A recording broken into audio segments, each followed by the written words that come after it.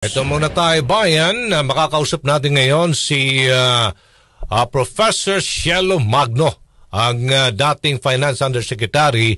Magandang umaga po, Professor Magno. This is Aljo Bendijo. Live na po tayo sa RMN Manila DZXL 558. Prof? Magandang umaga, Aljo. Magandang umaga po sa inyong tagapakinig. Ano po yung reaksyon ninyo sa ilang mainit na issue ngayon? Lalo na itong probisyon ng ipinasang national budget nga ng BICAM. Zero budget for PhilHealth. Prof. Oo. Yun nga po tinitingnan ko nga po itong mga items ng budget na ipinasa ng Kongreso at nakaka-disappoint po talaga. Ang tingin ko ay ito na ata yung pinaka-corrupt na budget sa history ng Pilipinas. Ebidensya na nga dyan yung pagbibigay ng zero subsidy sa PhilHealth. Nakakalungkot po yan kasi ebidensya po yan ng pagtalikod ng gobyerno sa responsibilidad niya na isubsidize yung premium ng mga kababayan nating mahihirap, PWD at senior citizens. Maliban po sa zero subsidy sa PhilHealth, nandyan din yung pagbaba ng budget sa 4Ps by 50 billion pero naglagay naman ng mga ayudang pinapamudmod ang Kongreso sa forma ng AKAP. Pagkatapos ay nagdagdag din ng sariling budget niya ang Kongreso at ang lower house at saka Senado at lalo pang pinalobo ang budget ng DPWH by 289 billion. So for me this is the most corrupt budget dahil kitang-kita na yung nangibabaw sa budget na to ay yung interest ng mga politiko, hindi yung interest ng taong bayan. Okay. How about naman sa budget na itinastas, itinapyas diyan sa Office of the Vice President, maging sa DepEd yata? Ang dami, Opo, mas malaki po ang concern ko dun sa budget ng DepEd dahil Okay. malaki po yung kahilingan ng DepEd na mag-allocate ng budget for computerization dahil nakita naman po natin how our country is performing, yung mga estudyante natin, how we're performing in terms of math, science, and English, even yung sa reading comprehension, how we're performing relative to other countries. So kailangan po talagang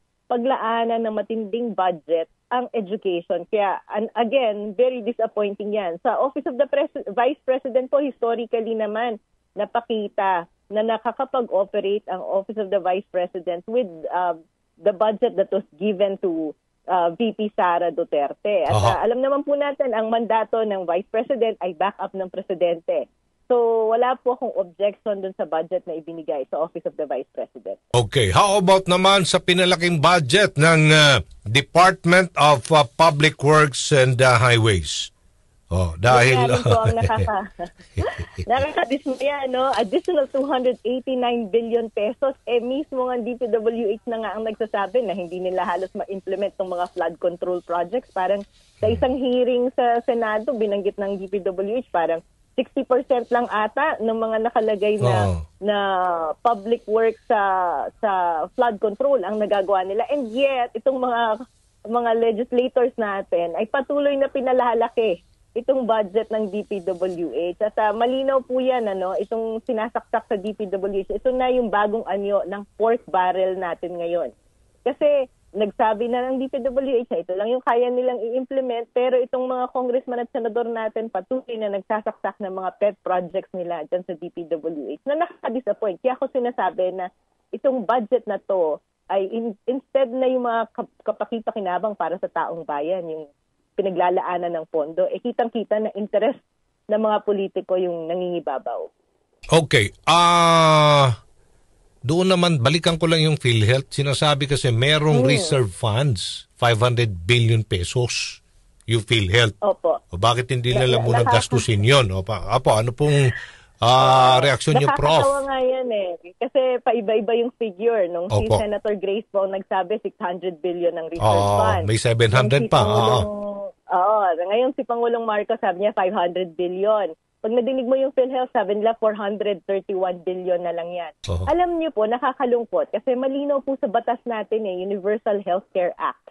At ito rin namang mga senador at congressman ang gumawa ng batas na yan. Nagtatakda po doon na kailangan ang PhilHealth ay may reserve fund na equivalent po yan sa 2 years ng operating expenditure nila.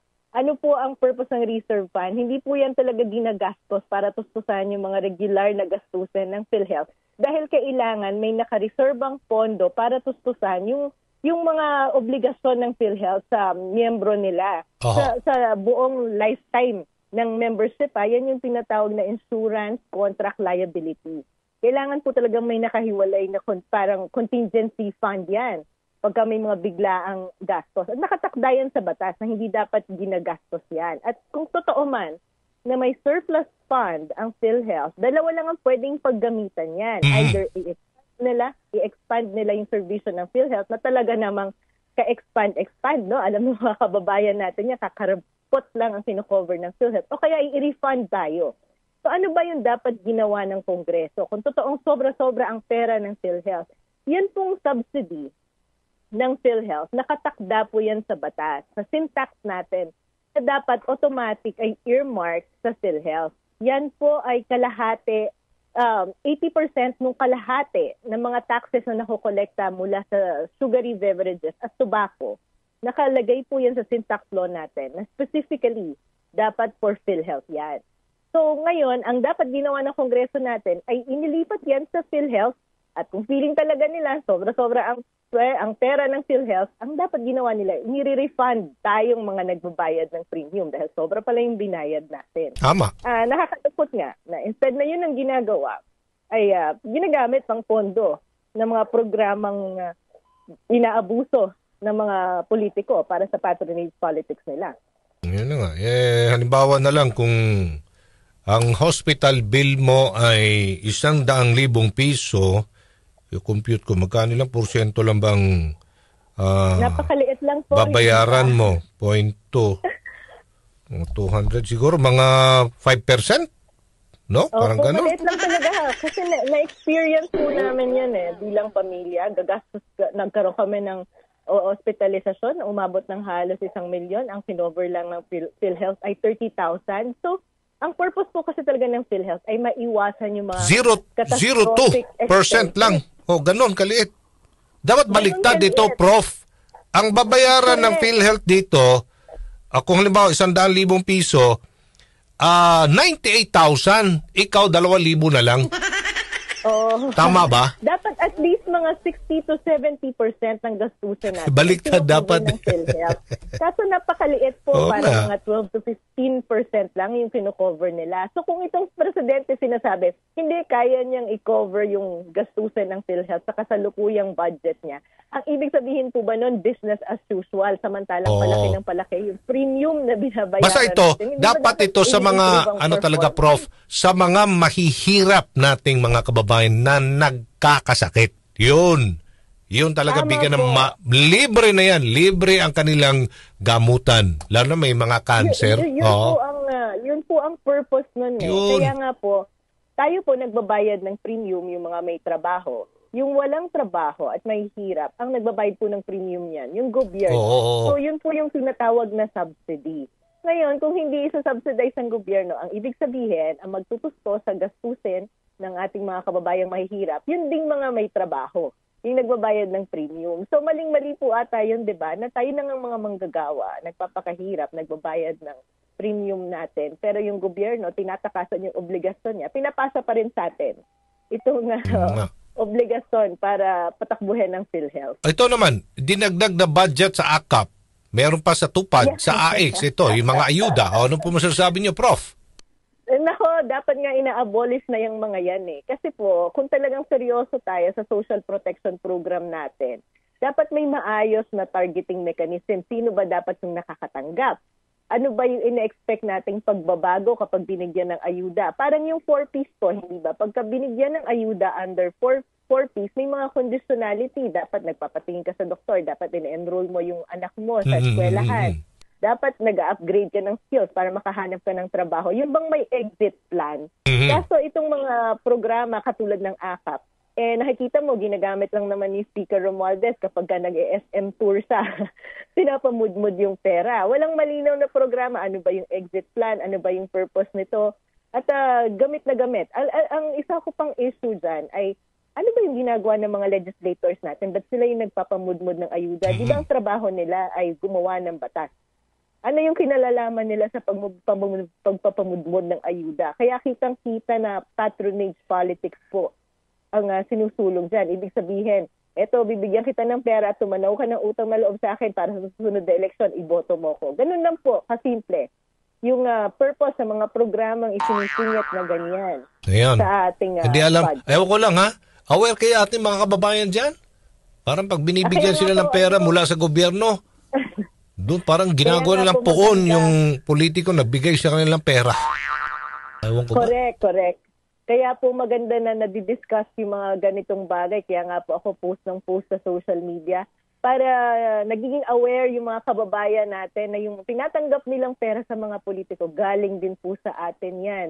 Kahit po tayo ay mahirap at hindi nagbabayad ng income tax, nagbabayad pa rin tayo ng tax sa bawat soft drink, sa bawat kape na iniinom natin. Kaya yung binibigay sa inyo, galing din po sa atin yan. Kaya Huwag po kayong magpapaloko sa mga politiko. Prof, gaano ka-powerful ang Pangulo sa mga pwedeng pagbabago sa mga ipinapasang budget ng BICAM? Ano bang magiging proseso ngayon ng nasa Office of the President na ito? Powerful po ang Pangulo kasi siya yung nagtatakda kung paano ba ang disenyo ng budget natin. At ito po, malinaw na yung budget na to ay tumatalikod sa interes ng taong bayan. Hindi po yan magiging batas ang hindi yan napipirmahan ng Presidente. Kaya po ang panawagan natin, ibalik ng Presidente yan sa Kongreso para ayusin. Para naman ang i-prioritize yung interes ng taong bayan, hindi yung interes ng mga politiko.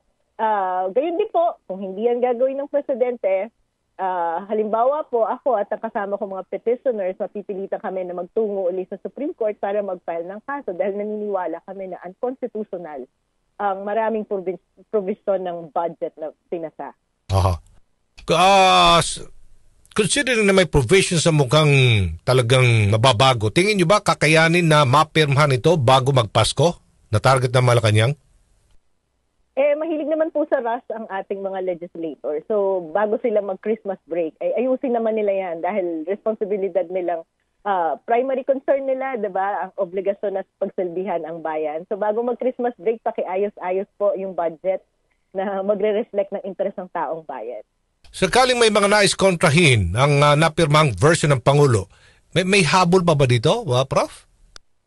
Yes po, pwede po tayong magtungo sa Supreme Court dahil halimbawa po itong PhilHealth. May mga malinaw na batas po na nava-violate nung binigyan ng zero subsidy ang PhilHealth. Kaya tayo po sa January, questionin po natin talaga yan. Kung hindi yan, kung hindi i-request ng Pangulo ang Kongreso na ayusin ang budget ng PhilHealth, talaga pong pupunta tayo sa Supreme Court para questionin yan. Okay. Kung sakaling hindi mapirmahan bago matapos ang taon, ano ang consequences daw? Ang mangyayari po ay reenacted budget tayo. Yung budget ng 2024 ang mag-a-apply sa 2025. Siguro at least sa first quarter hanggang hindi nagpapasa ng bagong budget ang Kongreso. Alright. Maraming salamat, Professor Shelo Magno, former Finance Undersecretary. Good morning. Maraming salamat po at magandang umaga sa lahat. Good morning. Thank you.